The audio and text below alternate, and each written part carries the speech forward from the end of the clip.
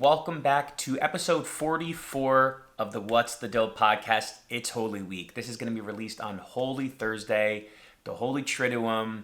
And I wanted to talk a little bit in this episode about some of the deeper meanings of Holy Week and the Triduum and the suffering. Because I feel like for me, Easter is so happy, but then Good Friday can be so solemn and so sad and so serious. And they're connected though, and I've always kind of been interested in the connection of why is there such deep suffering, and then why is there such like happiness and joy in Easter, and why are they so connected to each other? Good Friday is the holiest day of the year, so there must be some importance to Good Friday and the suffering of Jesus, and why we put so much attention on that, because we know that Jesus' sacrifice was the reason for him becoming incarnate, but also the reason for us to, gain salvation. But the particular attention on the suffering, that's always been interesting to me. So I want to use a Pope Francis homily and teaching that he gave this earlier this week as kind of the guide for my meditation on a Holy Week. And in this teaching, Pope Francis talks about our need to go back to simplicity, to go back to rely on Jesus, to kind of rid ourselves of the distractions in life.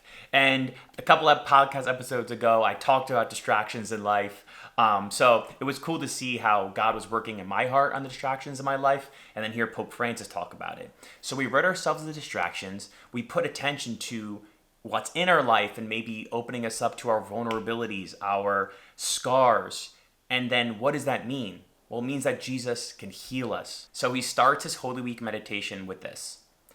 During these holy days, let us draw near to the crucified one. Let us place ourselves before him.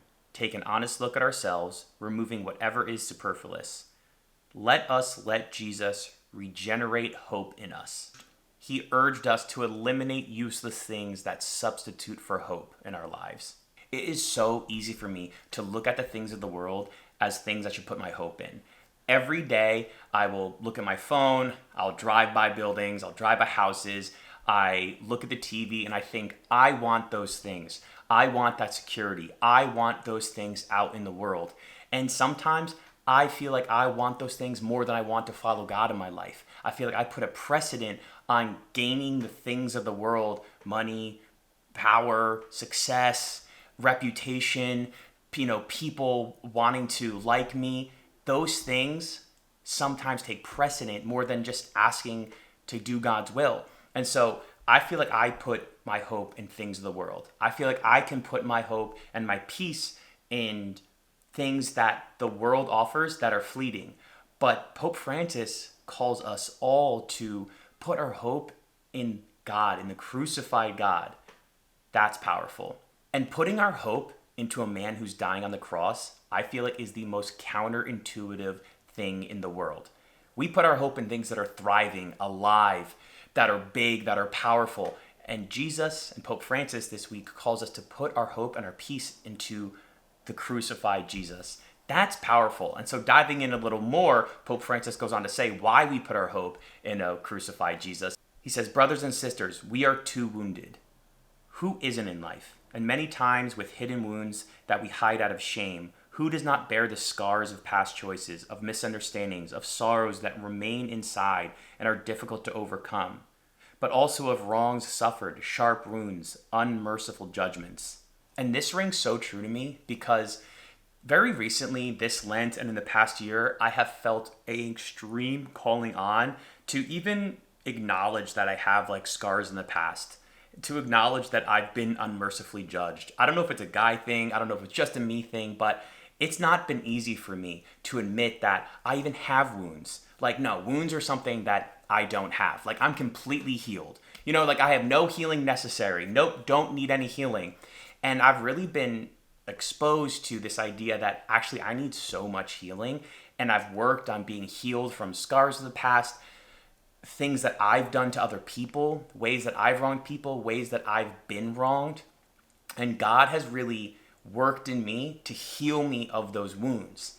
And it's been tough for 30 plus years to even admit that I have wounds in my life. Like, it's so easy for me, and my natural disposition is to say, hey, I'm fine. I don't need any help. I don't need any healing. Healing, that's for other people. People who've been wronged, that's their thing. People who have scars, that's their thing.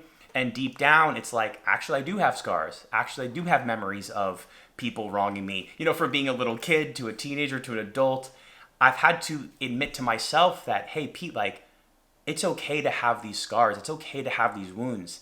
And I've been able to let God heal me of them. And it's taking time. Boy, does it take time. Boy, does it take humility. Boy, does it take obedience to let God heal me. Because my natural inclination is to say, I don't even need it. I don't want to even admit that I have any wounds, because that would admit that I've been hurt. That would be me admitting that I've had things done wrong to me, and that there's like this not perfect life out there, that I've had this up and down life, that I've had challenges. And I know for me, I want things to be good. I want things to be in balance. I want things to be like everybody's cool, everybody's chill. I don't like when things are out of order. I don't like when people have, I don't like when people are upset. I don't like when people are worried too much. Like, I like things to be order. I like to, take a check across the room. Everyone's okay? Everyone's good? Okay, good. We're all okay. And that's my natural disposition, is I want things to be balanced, ordered, peaceful, happy. I want things to be okay.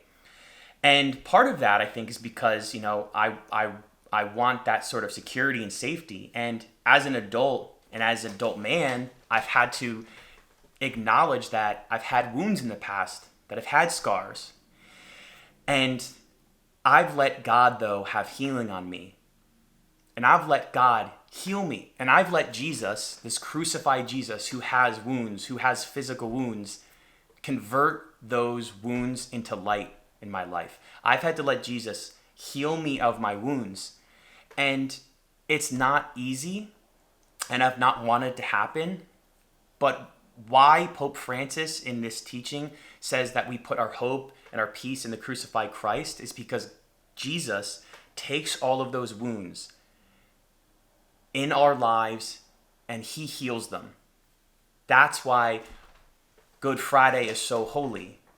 That's why Good Friday and Easter Sunday are like partners, because Jesus has physical wounds and he took all of our spiritual wounds with him to the grave.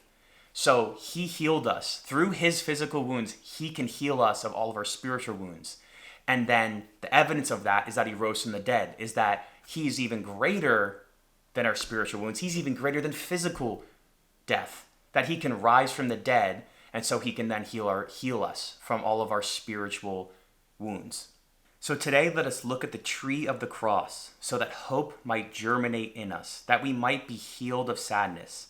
It takes a little hope to be healed of the sadness we are sick with, to be healed of the bitterness with which we pollute the church and the world. And that's the point of Holy Week. That's the point of Good Friday. That's why this is called Holy Week, and that's why the suffering is so connected with the resurrection. The suffering and the sadness and the solemnness is so connected with the happiness of Easter, because Jesus shows us himself completely like at his lowest point. And we can then put our burdens and our sadness and our bitterness to him, because he can heal us from them. And so he says, I'm going to take that from you and I'm going to make that into holes of light. Your wounds are now light. Your sadness is now happiness. Your mistakes in the past, they're gone, because I vanquished death. I conquered death. I am bigger and better than any of your sadness and mistakes and wounds. And that's why Good Friday is so important. And that's why the suffering is so important. And that's why Holy Week is so holy, because it's less about the events that were happening and more about what goes on inside of us every day. And the pain that we deal with is just like the pain in the cross that Jesus had. And guess what? Jesus rose from the dead. He conquered that pain, just like he can conquer the pain and the wounds in our life. Thank you all so much for watching this episode. Listen to this episode. I appreciate you all checking in. Make sure you like and subscribe. Follow us on social media and all podcast platforms. Hope to see you next time. Hope you all have a great Easter. You have a great Triduum. You have a great Holy Week. I'm praying for all of y'all. Make sure you say a prayer for me when you hear this. Thanks, y'all. Talk to you later.